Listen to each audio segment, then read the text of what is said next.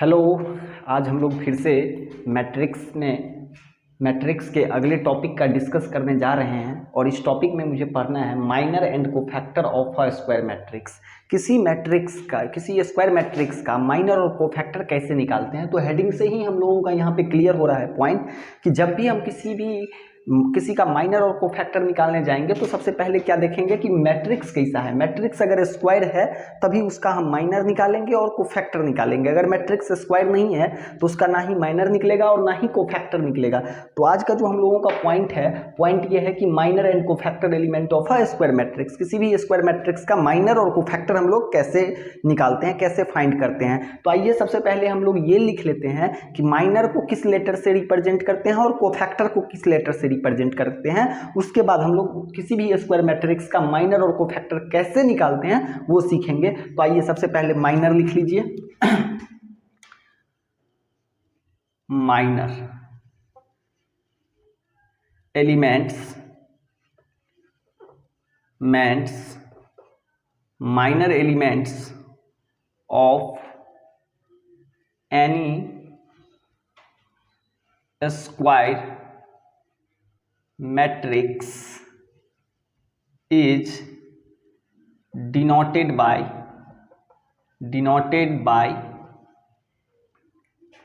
MIJ. Minor element of any square matrix is denoted by MIJ. अब cofactor elements of any square matrix is denoted by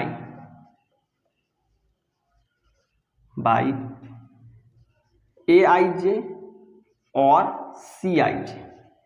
AIJ और CIJ। IJ क्या है ना, तो इसको I को रो बोलते हैं और J को कॉलम बोलते हैं। मतलब ith रो और jth कॉलम का कोफैक्टर है, ith रो jth कॉलम का कोफैक्टर है। ith रो jth कॉलम वाले मैट्रिक्स का क्या है, ये माइनर है।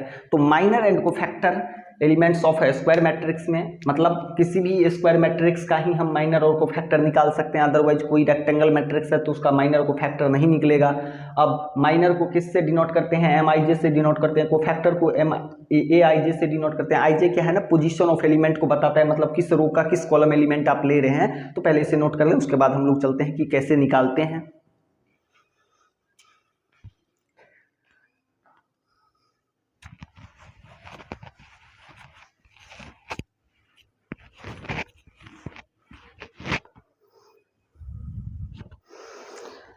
अब आइए बात करते हैं माइनर और cofactor element of square matrix के ऊपर कि माइनर कैसे किसी स्क्वायर मैट्रिक्स का निकलता है, कोफैक्टर कैसे निकालते हैं, माइनर को कैसे डिनोट करते हैं वो सिंबल यहाँ पे लिख दिया गया है। कोफैक्टर को किस सिंबल से डिनोट करते हैं वो भी लिख दिया गया है। किसी स्क्वायर मैट्रिक्स का ही माइनर निकलेगा, ये मैं बार बार बोल रहा हूँ कि अगर किसी भी अगर मैट्रिक्स है तो चेक कीजिए कि मैट्रिक्स स्क्वायर है। तो अगर स्क्वायर मैट्रिक्स है तभी उसका माइनर निकलता है और तभी उसका कोफैक्टर निकलता है। अब कैसे निकलता है उस पर आते हैं, तो ध्यान दीजिए।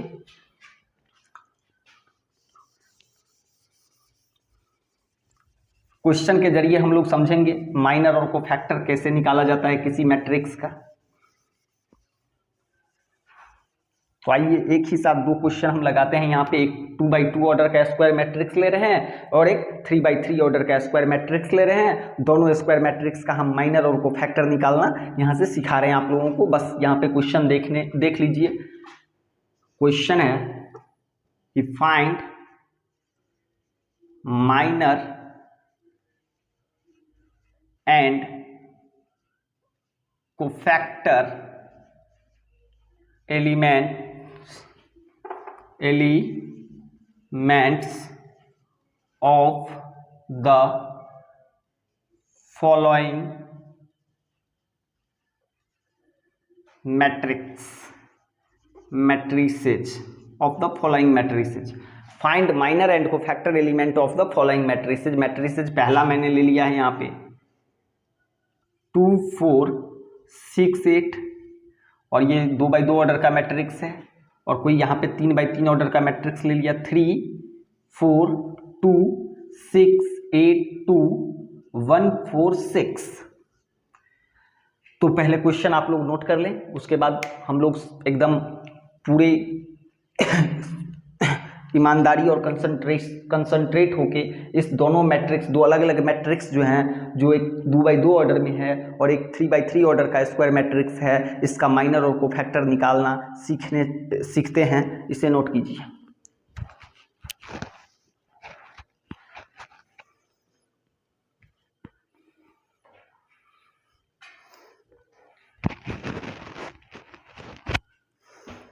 आइए ध्यान दीजिए माइनर कैसे निकालते हैं। तो सबसे पहले ये अगर मैट्रिक्स है तो स्क्वायर मैट्रिक्स है, इसका कुछ नाम दे देते हैं। तो लेट मान लेंगे कि ये मैट्रिक्स ए है और ये मैट्रिक्स ए है, तो 2 4 6 8 मैट्रिक्स है। अब मुझे इस मैट्रिक्स का माइनर निकालना है। तो इस मैट्रिक्स में कितने एलिमेंट हैं? 4 एलिमेंट हैं। तो मैंने लिखा है हेडिंग में कि minor and cofactor elements of a square matrix. किसी स्क्वायर मैट्रिक्स का माइनर और कोफैक्टर क्या होगा? तो 4 एलिमेंट है, तो चारों का अपना माइनर एलिमेंट होगा, अपना कोफैक्टर एलिमेंट होगा, मतलब सभी एलिमेंट का माइनर और कोफैक्टर हमें निकालना है। तो आइए माइनर और कोफैक्टर, तो यहाँ पे लिख देंगे, अगर हम माइनर निकालने जा रहे हैं तो लिख देंगे कि Mij denote for minor element, minor elements. Mij denote करता है minor elements of ith row and jth column का। तो यहाँ पे हम फर्स्ट एलिमेंट का माइनर लिखने जाएंगे। तो M11 i का काम कौन कर रहा है? 1, और j का काम कौन कर रहा है? 1। ध्यान दीजिए, फर्स्ट एलिमेंट का माइनर जो होगा वो डिटर्मिनेंट के रूल के हिसाब से चलता है। मतलब जिस एलिमेंट का आप माइनर लिखने जा रहे हैं वो एलिमेंट जिस रो पे है उसके सामने वाला रो खत्म हो जाता है, और वो एलिमेंट जिस कॉलम पे लाइज कर रहा है वो कॉलम भी खत्म हो जाता है। तो ध्यान दीजिए, ये 2 का M11 का माइनर लिखने जा रहे हैं, मतलब फर्स्ट एलिमेंट का माइनर लिखने जा रहे हैं। तो फर्स्ट एलिमेंट फर्स्ट रो पे है, फर्स्ट कॉलम पे है, तो ये डिलीट हो गया, बचा क्या? 8। तो इसका माइनर क्या हो गया? 8। याद रखिएगा कि जिस एलिमेंट का हम माइनर लिखने जा रहे हैं वो उसके सामने का रो डिलीट हो जाएगा, उसके सामने का कॉलम डिलीट हो जाएगा, जो एलिमेंट बचेगा वही उसका माइनर कहलाएगा।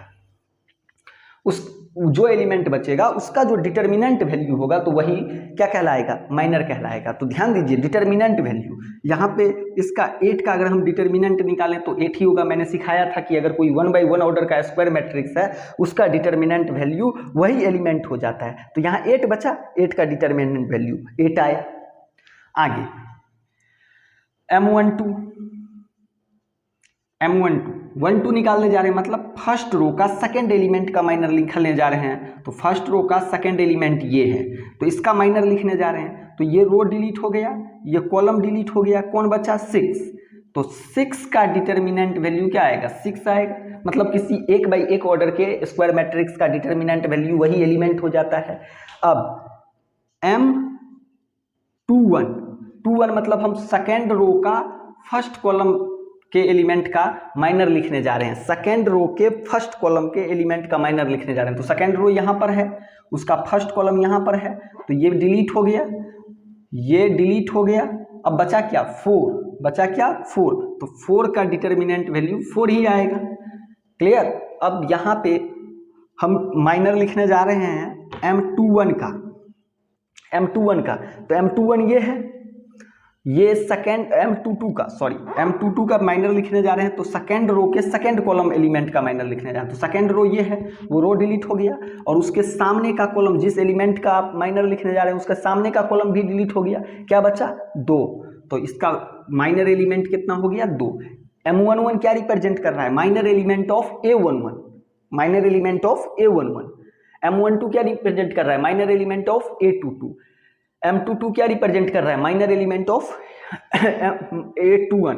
तो ये माइनर निकालना आसान है कि कभी भी किसी भी स्क्वायर मैट्रिक्स का अगर आप माइनर एलिमेंट निकालने जा रहे हैं तो उस स्क्वायर मैट्रिक्स के जिस एलिमेंट का आप माइनर लिखने जा रहे हैं उस एलिमेंट के साथ वो एलिमेंट जिस रो पे है वो रो डिलीट कर दीजिए, वो जिस कॉलम पे लाइज कर रहा है वो कॉलम भी डिलीट हो जाएगा, जो बचेगा एलिमेंट उससे एक डिटर्मिनेंट तैयार कीजिए, उस डिटर्मिनेंट का जो वैल्यू आएगा वही उसका माइनर कहलाएगा। तो फिलहाल में यहाँ पे 1/1 ऑर्डर का डिटर्मिनेंट आ रहा है, 1/1 ऑर्डर के डिटर्मिनेंट का वैल्यू वही एलिमेंट हो जाता है जो मैंने आपको पिछले वीडियो में पढ़ा दिया है। तो यहाँ पे इसको नोट कर लीजिए, हम लोग माइनर निकालना सीख चुके हैं। अब इसी का हम लोग कोफैक्टर निकालते हैं, इसे नोट कर लीजिए।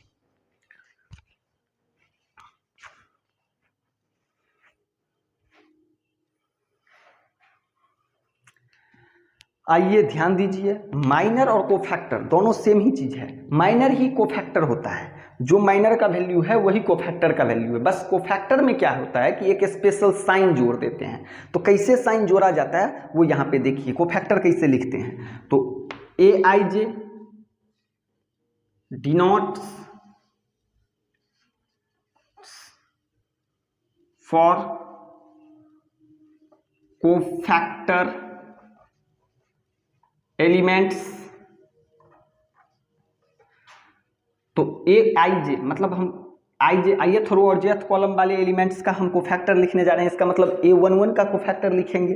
तो A11 जो होगा वो A11 वो क्या होगा, M11 ही होगा। माइनर ही कोफैक्टर होता है, लेकिन ध्यान दीजिएगा उसमें एक स्पेशल साइन होता है। माइनर में एक स्पेशल साइन जुड़ जाएगा तो वो कोफैक्टर बन जाएगा। कैसे, तो ये कोफैक्टर माइनर ही कोफैक्टर होता है। तो मतलब 8 लिख दीजिए। माइनर आपने कितना निकाला है, 8, M11 8 निकाला है, तो कोफैक्टर भी 8 ही लिख दीजिए। लेकिन यहाँ पे 1 मिनट का टाइम लीजिएगा कि कोफैक्टर का साइन अपना होता है। ये 1 एलिमेंट है, मतलब इसका जो पोजीशन एलिमेंट है वो फर्स्ट रो का फर्स्ट कॉलम के एलिमेंट का हम कोफैक्टर लिखने जा रहे हैं। तो फर्स्ट रो के फर्स्ट कॉलम मतलब I + J को जोड़ने पे क्या आता है, इवन आ रहा है। मतलब इवन आ रहा है तो पॉजिटिव साइन लेना है। अगर I + J को ऐड करने पे ऑड आए तो क्या लेना है, निगेटिव साइन लेना है। तो ध्यान दीजिएगा, माइनर और कोफैक्टर दोनों सेम चीज है। माइनर में कोई साइन नहीं यूज किया जाता है, कोफैक्टर में जब साइन लगा दीजिएगा तो वो माइनर में जब साइन यूज कर लीजिएगा तो कोफैक्टर बन जाएगा। साइन कैसे यूज करना है, तो ये A11 फर्स्ट रो का फर्स्ट एलिमेंट का हम कोफैक्टर लिखने जाएंगे तो वहां पे पॉजिटिव साइन लेंगे। 1 2 मतलब फर्स्ट रो के सेकंड कॉलम का कोफैक्टर लिखने जाएंगे तो वहां पे हम ऑड है, निगेटिव साइन देंगे तो यहाँ पे पॉजिटिव रहेगा। A12 तो 1 2 को ऐड करने पे क्या मिलता है, ऑड मिलता है, 3 मिलता है, विषम संख्या मिलता है। तो विषम संख्या के लिए निगेटिव लगाना है और वैल्यू क्या होगा, तो जो 1 2 लाए हैं माइनर जो है वही कोफैक्टर बन जाएगा। बात समझ में आ गया। अब आगे A21 मतलब सेकेंड रो का फर्स्ट कॉलम 2 और 1 को जोड़ेंगे तो 3 आएगा। 3 एक ऑड नंबर है तो ऑड नंबर के लिए साइन माइनस और माइनर ही कोफैक्टर वैल्यू होता है 4। ये A22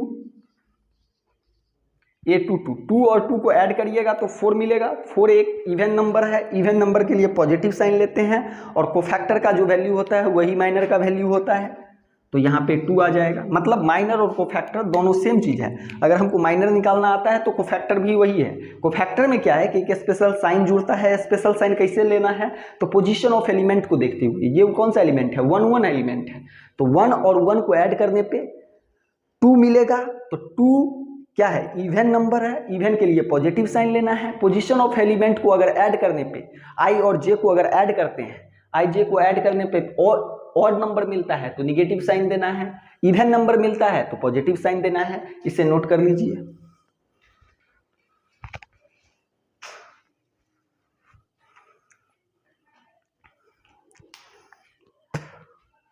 आइए अब ध्यान दीजिए, ये 2/2 ऑर्डर का स्क्वायर मैट्रिक्स था तो इसका माइनर कैसे निकालते हैं। अब 3/3 ऑर्डर का कोई स्क्वायर मैट्रिक्स आएगा तो उसका माइनर और कोफैक्टर क्या होगा, मैंने पहले ही बोल दिया है। माइनर और कोफैक्टर निकालना बहुत आसान है।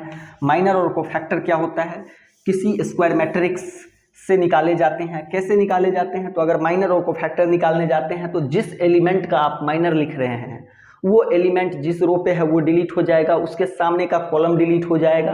जो बचेगा उससे एक नया डिटर्मिनेंट बना लीजिए। डिटर्मिनेंट निकालना आप लोगों को सिखाया गया था। उस डिटर्मिनेंट का जो वैल्यू होगा वही उसका माइनर और कोफैक्टर होगा। माइनर में कोई साइन नहीं देना है, कोफैक्टर में आपको साइन लगाना है। कोफैक्टर में साइन कैसे लगाइएगा, तो उसके लिए याद रखिएगा कि कौन से एलिमेंट का हम कोफैक्टर लिखने जा रहे हैं। अगर 1 1 है मतलब position of element I + J को ऐड करने पे आपको ऑड आता है तो निगेटिव लगाना है, इवन आता है तो पॉजिटिव लगाना है। तो ध्यान दीजिए यहाँ पे let A is equal to, मैंने मैट्रिक्स यहाँ पे मैट्रिक्स का नेम दे दिया है 3 4 2 6 8 2 1 4 6। अब इसका माइनर और कोफैक्टर हम लिखने जा रहे हैं। तो माइनर को किससे डिनोट करते हैं? MIJ से। MIJ denotes for minor elements, minor elements. तो M11 मतलब M11 का माइनर लिखने जा रहे हैं। मैंने क्या बताया है कि M11 फर्स्ट रो का फर्स्ट कॉलम एलिमेंट का माइनर लिखने जा रहे हैं। तो वो रो डिलीट हो जाएगा, उसके सामने का कॉलम डिलीट हो जाएगा। क्या बचा? 8 2 4 6। तो इससे एक नया डिटर्मिनेंट बना लीजिए 8 2 4 6। ये 2/2 ऑर्डर का डिटर्मिनेंट आया। इस 2/2 ऑर्डर के डिटर्मिनेंट का वैल्यू निकालना सिखाया था।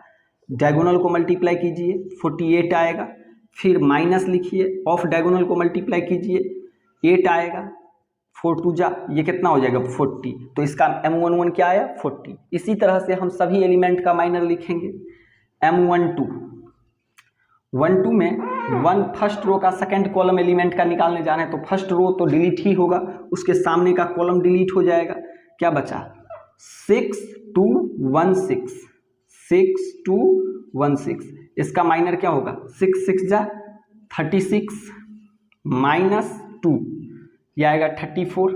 इसी तरह से हम M13 का माइनर लिख लेंगे। M13 कौन है? यहाँ पे है, तो फर्स्ट रो पे है और third column, first row third column, first row third column. तो first row delete, third column delete. क्या बचेगा? 6 8 1 4। इसका डिटर्मिनेंट वैल्यू 24 माइनस 8 जो आएगा 16।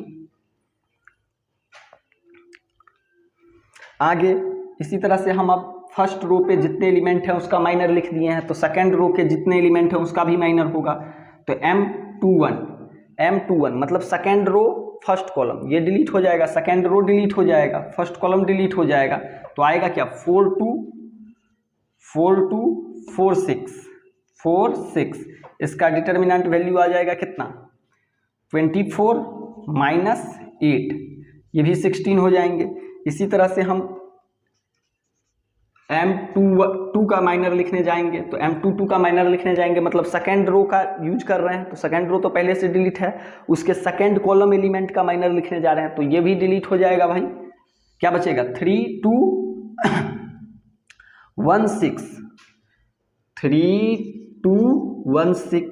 2 ऑर्डर का डिटर्मिनेंट आप लोगों को पता है, डायगोनल को मल्टीप्लाई करते हैं -2 तो इक्वल टू कितना? 16। इसी तरह से M23 का माइनर लिख लेंगे। M23 का माइनर लिख लेंगे जो कितना आएगा? 23 मतलब सेकेंड रो थर्ड कॉलम। तो सेकेंड रो तो डिलीट ही है, उसके थर्ड कॉलम डिलीट कर दीजिए। 3 4 1 4 3 4 1 4 कितना आएगा? 12 माइनस 4 जो आएगा 8। तो इस तरह से हम लोग माइनर लिख लेते हैं। तो इस तरह से अब थर्ड कॉलम के लिए भी हम लोग माइनर लिख लेंगे। थर्ड कॉलम में मतलब M31 का माइनर, मतलब 31 का माइनर लिखने जाएंगे तो तीसरा रो डिलीट हो जाएगा। और तीसरा रो मतलब कॉलम कौन सा है? 1 है, फर्स्ट कॉलम डिलीट हो जाएगा। क्या बचेगा?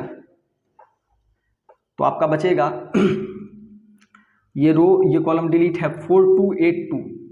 तो 4282 इसका डिटर्मिनेंट वैल्यू आएगा 8 माइनस 16 जो -8 लाएगा। M32 मतलब थर्ड रो तो डिलीट ही है, उसके सामने का कॉलम डिलीट कर दीजिए। क्या बचा? 3262 3262 3262 जो कितना आएगा? 6 माइनस 12 जो आएगा -6। इस तरह से M33 आप निकाल सकते हैं। M33 माइनर एलिमेंट 33 इसका क्या आएगा? तो ये रो डिलीट है, ये कॉलम डिलीट हो जाएगा। मतलब तीसरे रो का तीसरा कॉलम का एलिमेंट का माइनर लिखने जा रहे हैं। तो थर्ड रो तो डिलीट ही है, उसके सामने का कॉलम भी डिलीट हो जाएगा। क्या बचेगा? 3468 3468 जो कितना आएगा? 24 और -24 जो आ जाएगा 0। तो इस तरह से हम लोग माइनर और कोफैक्टर निकाल सकते हैं। आप माइनर तो यहाँ पे निकाल लिए हैं, कोफैक्टर में मैंने बताया है कि स्पेशल साइन जोड़ दीजिएगा। मान लीजिए कि इस एलिमेंट का अगर कोफैक्टर निकालने गए तो ये 1 एलिमेंट है तो 40 होगा कोफैक्टर, ये 1 एलिमेंट है तो ये -1 एलिमेंट है तो इसका कोफैक्टर वैल्यू वही रहेगा, लेकिन साइन क्या लगाना है, निगेटिव का, क्योंकि ये 1 2 को ऐड करने पे ऑड मिलता है तो ऑड वाले में माइनस लगाते हैं, इवन वाले में प्लस लगाते हैं। तो माइनर कोई साइन नहीं लगाता है, लेकिन कोफैक्टर, माइनर कोफैक्टर दोनों का वैल्यू सेम होता है किसी भी एलिमेंट का, लेकिन माइनर के उल्टा साइन में आपको कोफैक्टर लिखना पड़ेगा। अगर ये पॉजिटिव है, ध्यान लीजिए यहाँ पे एकदम ट्रिक कि अगर माइनर जो है वही कोफैक्टर होगा, जो माइनर है वही कोफैक्टर है, लेकिन अगर आप इवन वाले नंबर का माइनर लिखने जा रहे हैं तो वही उसका कोफैक्टर हो जाएगा। ऑड वाले नंबर का माइनर लिखने जा रहे हैं तो उसके उल्टा साइन में आप उसका कोफैक्टर का जवाब दीजिए। जैसे ये इवन है, 1 1 को ऐड करने पे इवन मिला, 2 मिला इवन, तो 40 होगा कोफैक्टर। अगर 1 2 को देखें तो इसका कोफैक्टर क्या होगा, वैल्यू वही होगा 34 ही, लेकिन साइन किस में, माइनस में। तो इस बात को याद रखिएगा, माइनर और कोफैक्टर निकालना काफ़ी आसान है। और बिना माइनर कोफैक्टर का ना ही आप एडजॉइंट ऑफ स्क्वायर मैट्रिक्स पढ़ पाइएगा, ना ही आप इन्वर्स निकालना सीखिएगा मैट्रिक्स का। तो इसको निकालना बहुत आसान है और ये बहुत काम का चीज़ है। तो ध्यान दीजिए, माइनर और कोफैक्टर आज के क्लास में हमने डिस्कस कर दिया है कि किसी भी स्क्वायर मैट्रिक्स का माइनर और कोफैक्टर कैसे निकालते हैं। तो माइनर और कोफैक्टर निकालना मैंने यहाँ पे ट्रिक के जरिए आप लोगों को समझा दिया है। अगला वीडियो में हम फिर आप लोगों के सामने आएंगे और टॉपिक रहेगा हम लोगों का कि adjoint of a square matrix, किसी मैट्रिक्स का एडजॉइंट कैसे निकालते हैं। और जब तक एडजॉइंट नहीं सीखेंगे तब तक इन्वर्स नहीं सीखेंगे। तो इसीलिए ये जो अभी का 3 वीडियो आप लोगों के पास जाएगा वो मैट्रिक्स के पॉइंट ऑफ व्यू से बहुत इम्पोर्टेंट है। उसे, इस इम्पोर्टेंट पार्ट को आप लोग बढ़िया से पढ़ें और फिर हम अगले वीडियो में एडजॉइंट ऑफ मैट्रिक्स के साथ आप लोगों के सामने होंगे। तब तक इस मैट्रिक्स के जो माइनर और कोफैक्टर वाला एक्सरसाइज है उसके सभी डॉट्स को बना लें। अगर डाउट आता है तो जो बच्चे बेनीपुर के क्षेत्र के हैं वो मेरे ऑफलाइन क्लास में आसान गणित में ज्वाइन कर सकते हैं, जो 11th का भी बैच स्टार्ट होने जा रहा है और 12th में भी कैलकुलस शुरू होने जा रहा है।